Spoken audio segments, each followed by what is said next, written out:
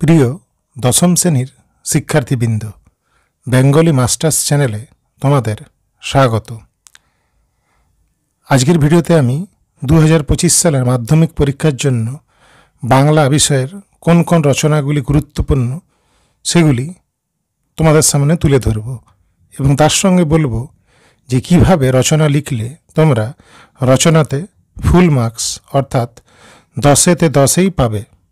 প্রথমে আমি বলবো কিভাবে তোমরা রচনা লিখলে 10-এ 10 পাবে। 1.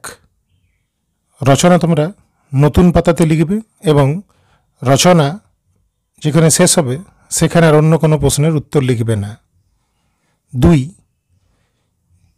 তোমাদের 4টা রচনা দেওয়া থাকে, তার মধ্যে তোমরা যে বিষয়টিকে নির্বাচন করবে তার দাগ নাম্বার দেওয়ার পরে খাতার ঠিক মাঝ বরাবর কালো কালিতে রচনাটির নামটি লিখবে। 3.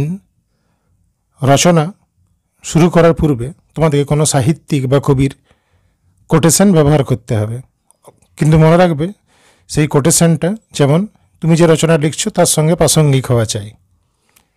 4. তুমি রচনাতে যে পয়েন্টগুলো লিখবে সেই পয়েন্টগুলো ব্ল্যাক কালি দিয়ে করবে এবং যে ব্যাখ্যাগুলো করবে তা লিখবে কিন্তু নীল কালিতে। 5. তোমাদের রচনায় পয়েন্ট কমপক্ষে 7 থেকে 8টা রাখবে, অথবা যদি বেশি লিখো তাহলে 10 থেকে 12টা, তার বেশি লেখার প্রয়োজন নেই। 6. পয়েন্টগুলো সংক্ষিপ্ত, যথাযথ এবং তথ্য নির্ভর লেখার চেষ্টা করবে। যদি প্রয়োজন হয় তাহলে সেখানে কোটেশন ব্যবহার করতে পারো। 7. রচনার ভাষা হবে সহজ, সরল এবং প্রাঞ্জল। 8. রচনাটা সম্পূর্ণ নিজের ভাষায় লেখার চেষ্টা করবে। এবং 9. কোন রচনায় কোন পয়েন্টগুলো লিখলে ভালো হয় তা যখন আমি তোমাদের গুরুত্বপূর্ণ রচনাগুলো বলবো তখন তার সঙ্গে উল্লেখ করে দেব। এই সমস্ত কথাগুলি মাথায় রেখে তোমরা যদি রচনাগুলিকে আগে ভালো করে তৈরি করে নাও তাহলে কিন্তু পরীক্ষায় রচনাতে 10-এ 10 পাওয়া শুধুমাত্র সময়ের অপেক্ষা। এবার আসা যাক 2025 সালের মাধ্যমিক পরীক্ষায় জন্য কোন কোন রচনাগুলি বেশি গুরুত্বপূর্ণ। প্রথমেই রয়েছে বাংলার ঋতু বৈচিত্র্য। এক্ষেত্রে যে পয়েন্টগুলো তোমরা লিখবে সেগুলি হলো ভূমিকা, ঋতুচক্রের আবর্তন, বাংলা ঋতুচক্রের স্বাতন্ত্র্য, বিভিন্ন ঋতুর কথা, ঋতুসমূহের নৈসর্গিক রূপ, ঋতুতে পালিত উৎসব ও উদযাপন, কৃষিনির্ভর বাঙালির জীবনে ঋতু পরিবর্তনের প্রভাব, শরীর ও মনের উপর ঋতু পরিবর্তনের প্রভাব এবং উপসংহার। 2 নম্বর গুরুত্বপূর্ণ রচনা হলো বাংলার উৎসব। এক্ষেত্রে তোমরা যে পয়েন্টগুলো লিখবে সেগুলি হলো ভূমিকা, উৎসবের তাৎপর্য, বাঙালির উৎসব বৈচিত্র্য, উৎসবের শ্রেণীকরণ, ঋতু উৎসব, ধর্মীয় উৎসব, সামাজিক উৎসব, জাতীয় উৎসব, অহিন্দু বাঙালি উৎসব, সামাজিক মেলবন্ধন এবং উপসংহার। 3 নম্বর গুরুত্বপূর্ণ রচনা হলো পরিবেশ দূষণ ও তার প্রতিকার।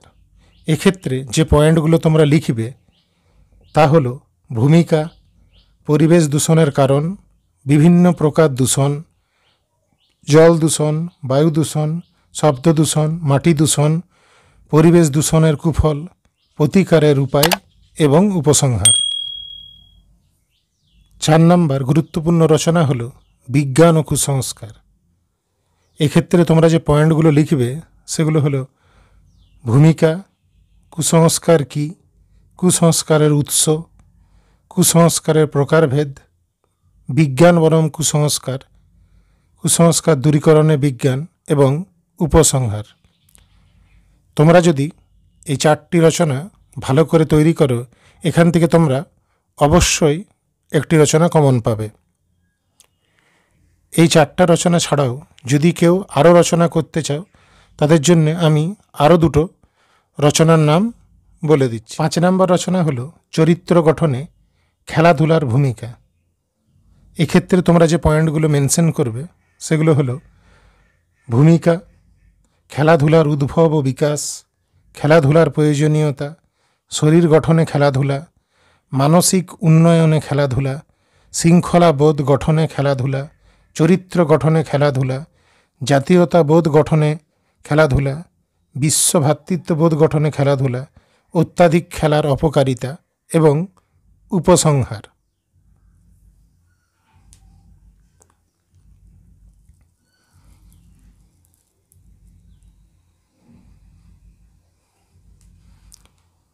ছ নম্বর রচনা হলো তোমার জীবনের লক্ষ্য।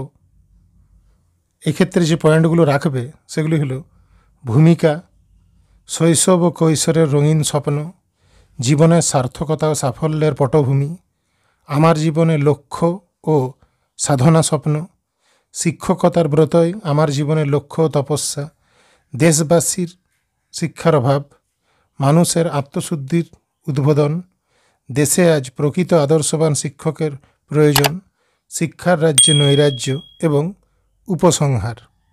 এক্ষেত্রে একটা কথা বলে রাখি, আমি এখানে তোমার জীবনের লক্ষ্য যদি শিক্ষকতা হয়ে থাকে সেই হিসাবে পয়েন্টগুলো করেছি।